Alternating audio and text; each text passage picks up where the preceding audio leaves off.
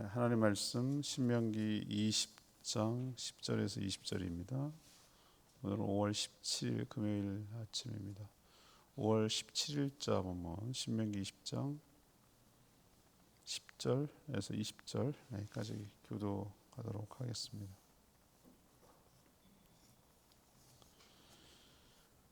내가 어떤 성읍으로 나아가서 치려할 때에는 그 성읍에 먼저 화평을 선언하라.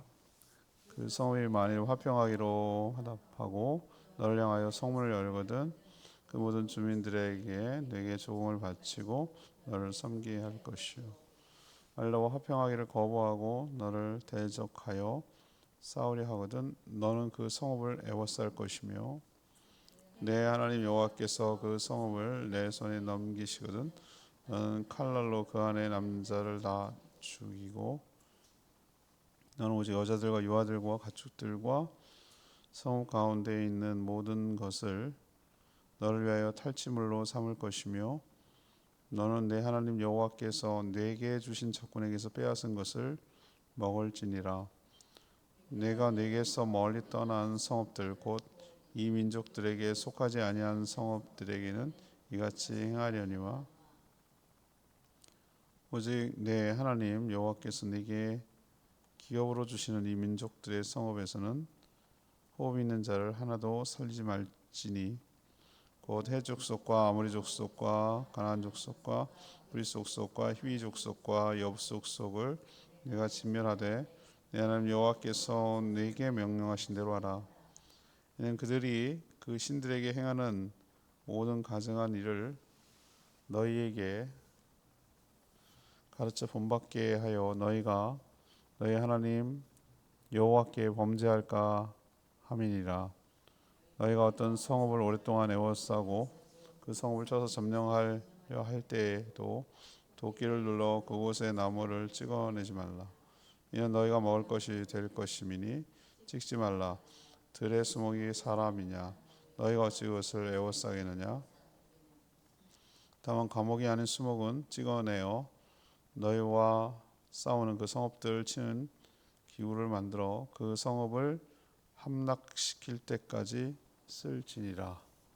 아멘. 하나님은 어떤 성읍을 치려고 할 때, 치려고 출전할 때 먼저 화평을 선언하고 그들이 그것을 받으면 종으로 삼고 조공을 바치게 하지만 대적한다면 싸우려 한다면 공격하고 남자는 다 죽이며 남은 것은 전리품으로 삼아라 이렇게 말씀하십니다. 하지만 그 이스라엘 백성들이 살아가야 될 그 가나안 땅의 경우는 예외 없이 호흡 있는 자고 살아있는 모든 자는 진멸하라. 왜 그런가? 그들이 섬기는 신들의 악영향을 원천적으로 차단하려는 그런 의도가 있기 때문에 그렇습니다. 또 열매를 맺는 과목은 함부로 찍지 말고 나머지 것들은 전쟁 물자로 쓰라고 그렇게 하시는 내용이 오늘 내용이 되겠습니다. 오늘 질문은 전쟁을 할 때 지켜야 할 원칙은 무엇입니까? 전쟁을 할 때 지켜야 할 원칙은 무엇입니까? 이것이 이제 오늘 질문이 되겠습니다.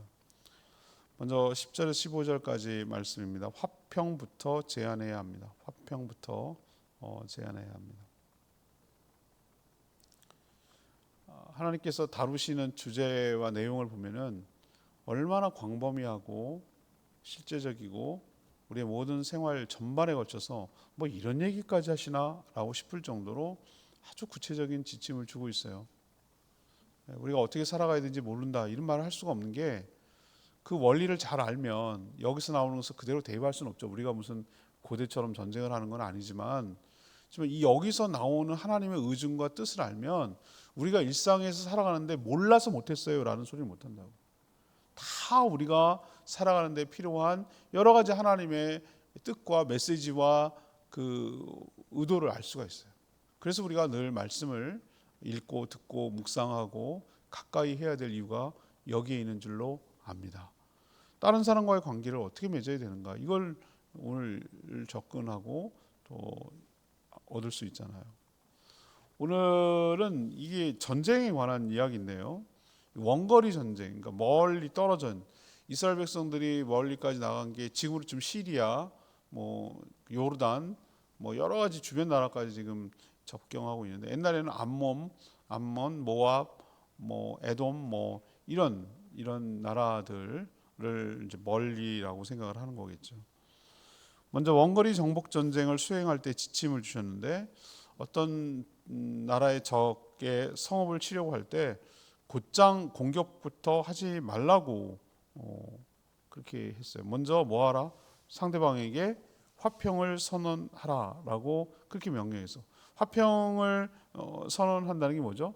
난 너희들이 항복하면 죽일 생각이 없다.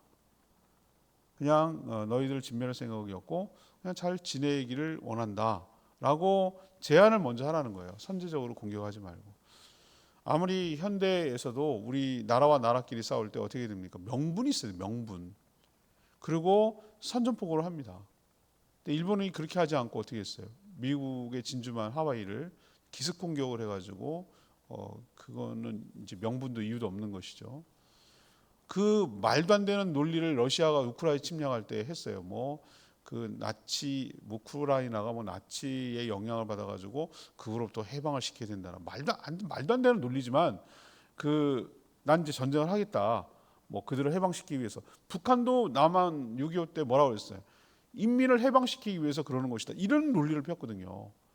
그러니까 전쟁을 할 때 이스라엘 백성도 하나님 뭐라고 그랬어요? 화평을 먼저 해라. 내가 싸움닭처럼 너희들 다 죽이려고 하는 건 아니다라고 화평부터 선언하라고 했죠. 보내라고 했죠. 근데 상대가 그 제안에 화답을 합니다. 좋다. 자기네들 다 죽기는 싫다 이거죠. 그래서 성문을 열고 일종의 항복을 하면 그들을 말 그대로 죽이지는 말고 뭐하라고 그랬어요? 종으로 삼고 조공을 바친다. 조공을 바친다는 게 뭐죠? 그 간접 지배를 한다 그런 뜻이거든요. 제주의 역사를 보면은 통일 신라 시대까지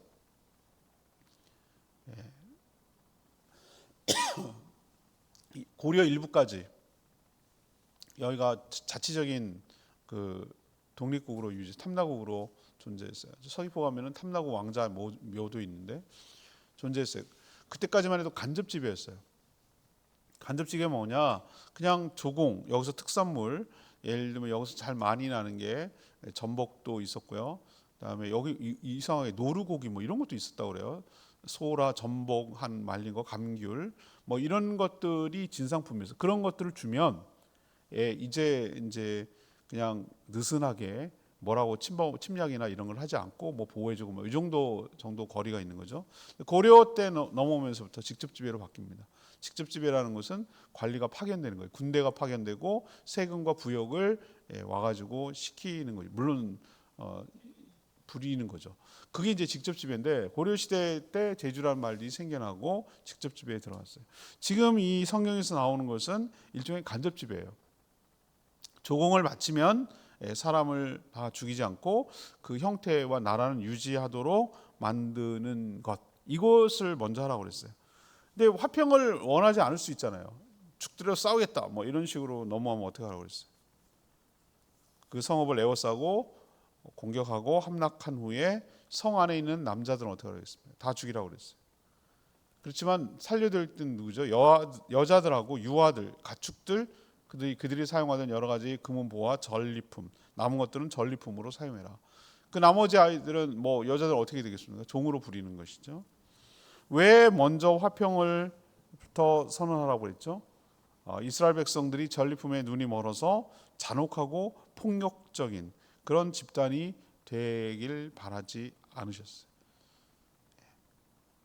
근데 아시리아 같은 나라는 굉장히 고대 국가에서 이스라엘 백성들 괴롭혔던 나라인데 잔혹하기로 소문이 났어요. 사람을 말뚝을 박아 죽이고 뭐 이렇게 잔혹하기로 소문이 났는데 그렇게 하지 말라는 거죠. 마치 그냥 탐욕의 싸움닭처럼 해가지고 다른 사람을 정복해서 모든 것을 독차지하려는 깡패처럼 그렇게 굴지 말라는 것이죠. 하나님은 전쟁이 아니라도 그들의 삶을 책임져 주실 줄 압니다. 또 택한 백성들이 전쟁을 통해서 죽거나 손실되는 것을 막으시려는 그런 의도도 있습니다. 이스라엘 백성들이 세상을 지배하고 영향력을 미치고 조공을 받는 정도라면 충분하다라는 것을 우리에게 가르쳐 주는 것이죠. 이건 그럼 우리에게 어떻게 적용할 수가 있겠습니까? 우리도 다른 사람과 더불어 이유 없이 싸우고 탐하고 빼앗고 죽이고 힘이 있다 하더라도 그렇게 하는 것은 옳지 않은 것이죠. 예. 적절히 우리에게 공격하지 않고 덤비지 않고 할 수만 있다면 그렇게 평화롭게 잘 지내는 것도 하나님의 방법이라 할 수 있겠습니다. 두 번째에 관한 것인데요. 16절에서 18절까지 말씀, 진멸해야 할 것이다. 오늘 질문은 전쟁을 할 때 지켜야 될 원칙에 대해서 얘기하는데 대상이 다르다는 거예요. 진멸해야 할 것이 있다. 멀리 있는 성읍들과 전쟁할 때는 방금 지금 제가 말한 대로 먼저 화평을 선언하고 상대의 반응에 따라 대응해야 돼요. 화평을 받으면 항복받고 조공하고, 그러나 거절하면 애워싸서 그 전리품으로 취하고, 뭐 이런 것이죠.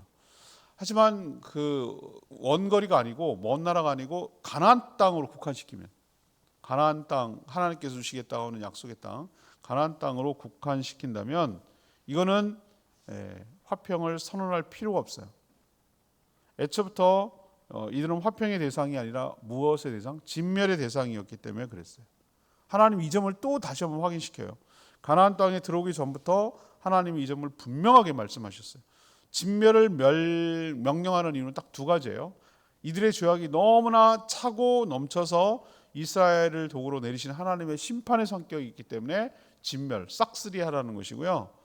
또 하나, 이게 진짜 더 중요한데, 이들로부터 악영향을 받아서 이들 또한 그 우상을 섬기거나 잘못된 데 영향을 받을까 봐 원천적으로 뭐 하는 거예요? 차단하려는데 하나님의 목적이 있어요. 이들을 가나안 부족, 오늘 7부족이 나오죠. 17절 헷, 아모리, 가나안이 이제 대표하니까 그냥 가나안 땅 그랬는데, 가나안 땅을 살고 있는 7부족 중에 하나였어요. 브리스, 히위, 여부스, 요 종족들, 가나안에 사는 원주민들이죠. 요 종족들은 뭐 하지 말라? 하나도 남기지 말라 그랬어요. 화평도 선언하지 말라 그랬어요. 그냥 싹 쓸어가는 거예요. 왜? 남겨두면 두고두고 화근이 되어서 이스라엘을 옆구리를 찌르는 가시 같은 존재가 될 것이기 때문에 하나님의 염려가 사실이 돼버렸어요. 이건 우리에게 어떻게 해야 될까요? 그래요. 우리랑 생활권이 떨어져 있고 우리에게 뭐 있는 것은 그냥 적당하게 잘 지내면 될 수 있어요. 근데 우리에게 가장 영향력을 많이 주는 주변에 내 삶의 바운더리 안에 들어있는 것은 이게 사람이든 뭐든 됐든 간에 나에게 호기심을 따라하게 만들고 하나님을 멀어지게 하고 하나님을 떠나게 하는 그것이 있다면 단호하게 끊어내야 된다는 거예요. 그게 뭐가 됐든 간에. 여기서는 전쟁이라고 얘기했지만 엽수족수 원주민이라고 얘기했지만 우리에게 신앙을 앗아가고 빼앗아가고 우리를 하나님과 멀어지게 하는 그 무엇이 있다면 그거는 그 같이 살 수 없는 거예요. 하늘 아래 살 수 없는 거예요. 그거는 반드시 뭐 하라고요? 진멸의 대상으로 여기고 정리하고 끊어내라는 거예요. 요즘 책을 제가 많이 읽습니다만 어떤 분들은 저는 뭐 관계 막 목매고 사람을 그리워하고 사람 찾고 막 뭐 이렇게 막 그런 스타일은 아니에요. 그냥 오는 사람한테 잘해주지만 내가 먼저 막 가가지고 우리 한번 만날까요? 막 이런 스타일은 아니거든요. 근데 어떤 분들은 사람마다 다른데 이 사람에 목매고 관계에 목매는 사람이 있어요. 좀 안타까워요. 좀 이게 잘 건강하지 못한 것 같아요. 늘 막 그 관계 끊어질까봐 막 전전 긍긍하고 뭐 이렇게 분위기 살피고 안색 살피고 막 이런 분들이 있어요. 여러분 관계에 목매시면 안 돼요. 그리고 하는 얘기가 너무 뭐 나는 사람밖에 재산이 없어, 나는 인맥이 재산이야, 뭐 이렇게 말하는 사람들 관계 때문에 오히려 몰입이 떨어지고 오히려 그 관계 때문에 발목 잡힐 수 있어요. 전 요즘 어떤 일을 하냐면 옛날에는 그런 일을 안 하고 그냥 뭐 연락 안 하면 그만이지라고 했는데 요즘 정리하기 시작합니다. 어떻게 정리를 하는가? 일단 나는 한 번이라도 본 사람, 얼굴을 본 사람한테 친구를 신청을 받아줘요. 그리고 내가 본 사람하고 저 사람하고 말이라도 섞은 사람이라도 해야 친구를 신청하고요. 그 원칙이 있어요. 그리고 전혀 모르는 사람이라 그러면 일단은 보류 안 해요, 안 해. 그 원칙. 그냥 제 무슨 SNS 전부 다 그렇습니다. 카톡도 마찬가지. 이 사람이 누구지? 라고 했는데 내가 얼굴을 보고 말한다고 인사를 나눈 정도면 받지만 아니면 합니다.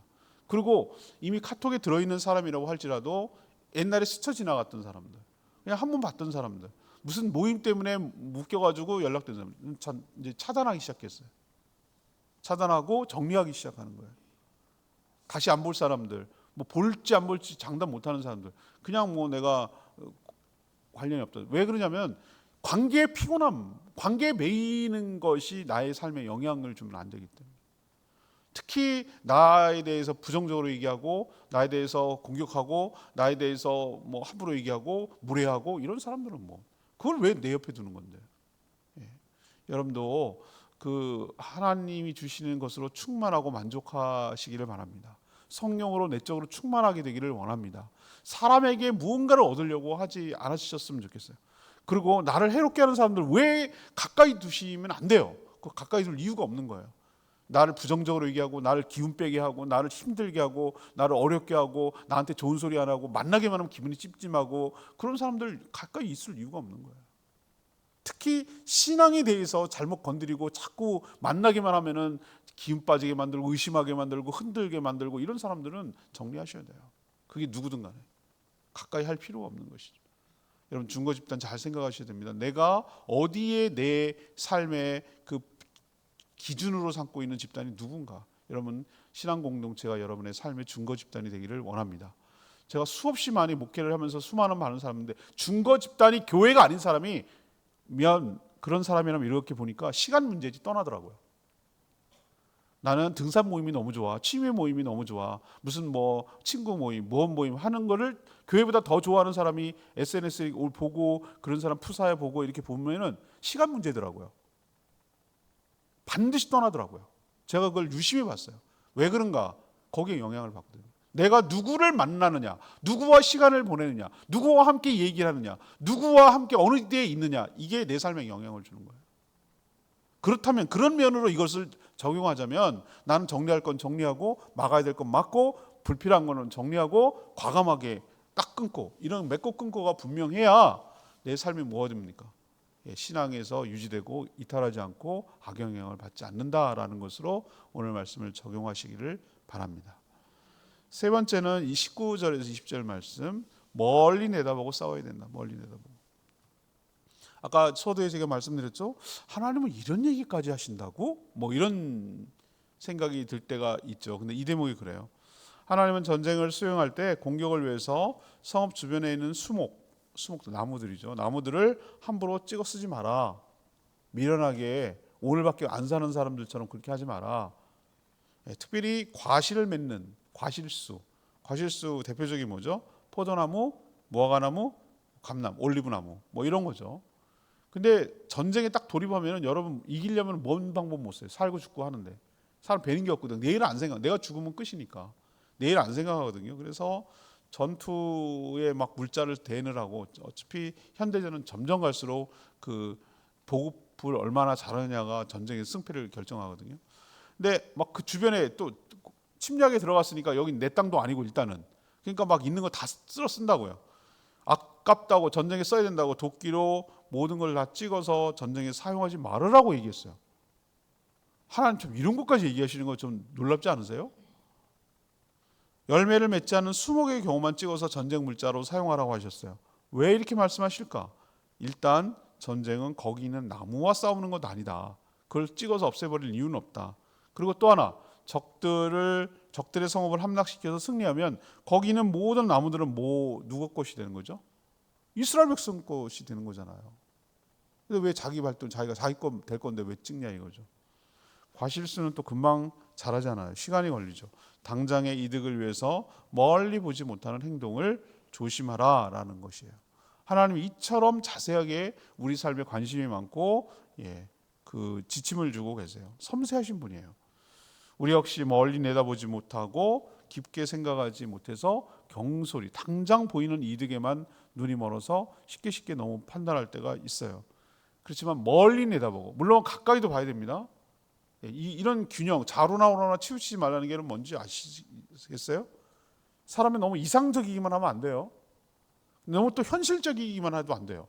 이 두 가지가 동시에 있어야 되는데 사람마다 왜 그래서 집단 지성이 필요하고 공동체가 필요하냐면 어떤 사람은 멀리 보고 크게 보고 길게 보는 쪽, 이상적인 쪽으로 많이 발달되어 있는 사람이 있어요. 그래서 꿈을 꾸게 만들고 나가게 만들고 저기 멀리 보게 만들고 우리가 저 어떤 방향을 향해서 어디를 향해서 우리가 같이 가도록 하는데 힘을 모으는 사람이 있어요. 어떤 사람은 굉장히 현실적이고 따지고 타당성을 보고 위험 분석하고 어려움은 없는지 뭐가 누수가 되는 건 없는지 이런 걸 꼼꼼하게 자세히 따지는 이런 두 부류 여러 사람들이 있어야 못 보는 걸 보는 거예요.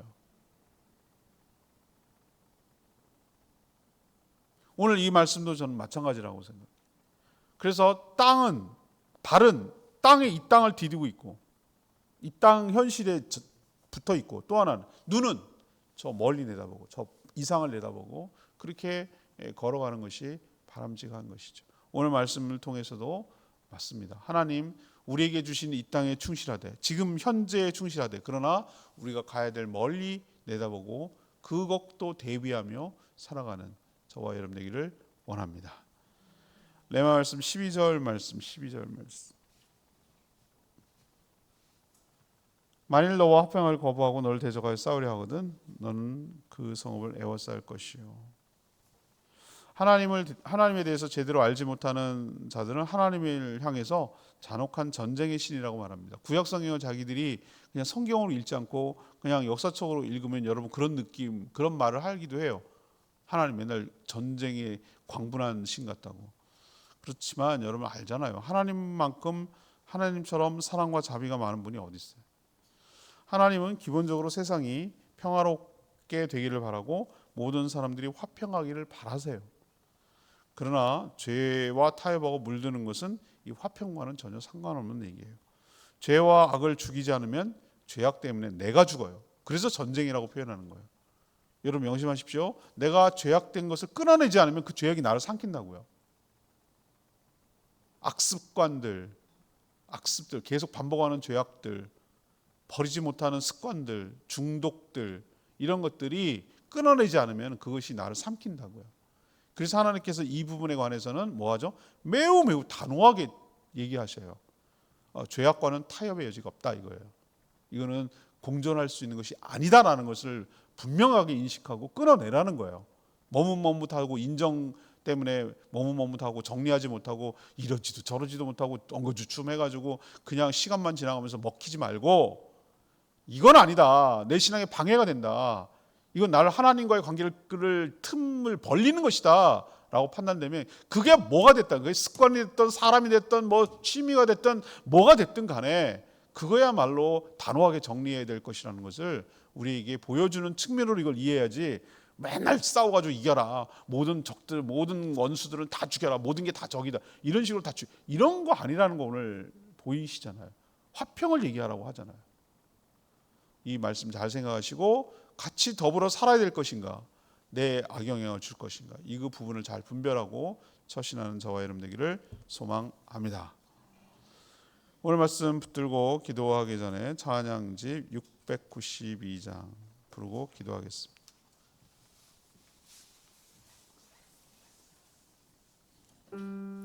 우리는 주의 백성이오니 692장 찬양하겠습니다.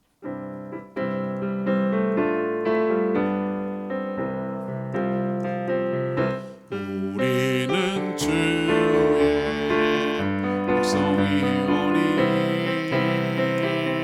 주의 그 일이 선포합니다.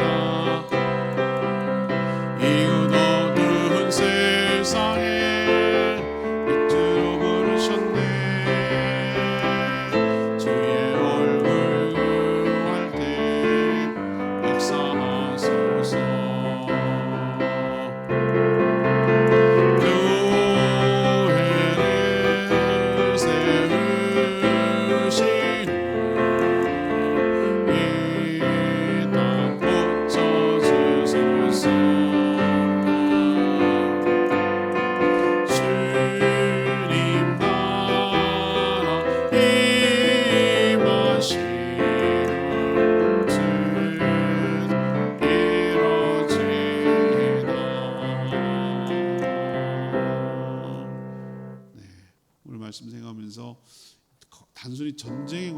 아니라는 거 여러분 아셔야 돼요. 같이 화평하게 지내야 될 대상이 누군가, 단호하게 정리하고 진멸해야 될 대상이 누군가, 그게 사람에게 뭐건 간에 잘 정리하게 하시고, 한순간에 지금만 생각하는 짧은 생각만 가지고 살지 말고 이 땅을 디디고 살되 멀리 내다보고 대비하며 준비하며 살아가는 저희들 되게 해달라고, 당장의 이익 때문에 소탐대실하고 더 큰 걸 잃어버리는 일이 없도록 하라고 지혜를 주시는 하나님 정말 감사해요. 하나님이 이런 얘기까지 신경을 쓰신다고? 저는 하나님이 너무 좋은 게 뭐냐면은 우리 인간을 너무 잘 이해하시는구나, 그리고 우리들의 삶에 굉장히 관심이 많으시구나, 이런 데까지 세세하게 챙겨주시고 얘기해 주시는구나. 저는 그런 하나님이 너무 좋아요. 그냥 막연하게 뜬구름 잡는 그냥 알 수 없는 얘기라는 그런 신이 아닌 게 정말 좋아요. 매우 실제적이에요. 그리고 구체적이고요, 우리에게 도움이 되는 얘기를 해주세요. 하나님 그렇게 살겠습니다. 주님이 저희들이 주의 군사가 되고 주의 백성이 되어서 이 땅을 어떻게 살아가야 되는지 말씀대로 살겠습니다. 주의 외침에 기도합니다. 주여 하나님, 우리는 주의 백성이오니 주의 큰 일을 선포합니다. 이곳 어두운 세상에 빛으로 부르셨네. 주의 얼굴 구할 때 역사하소서.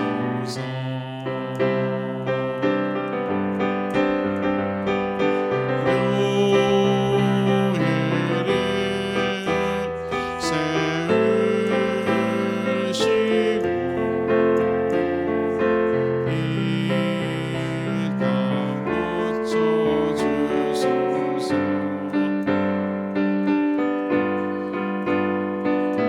주님 나라 임하시고 주들 이루시다.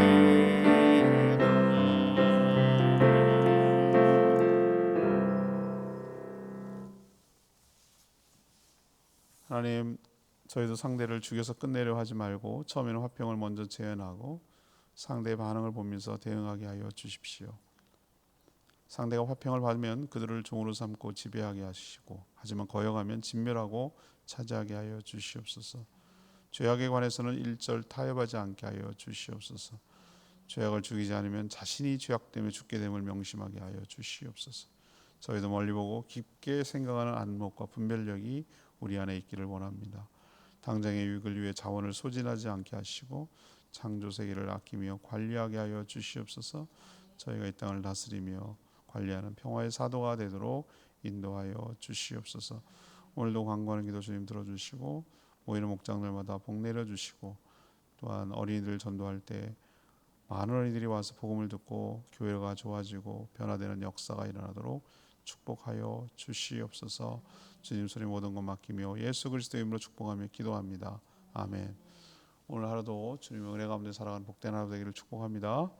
충분히 기도하고 하루 시작하겠습니다.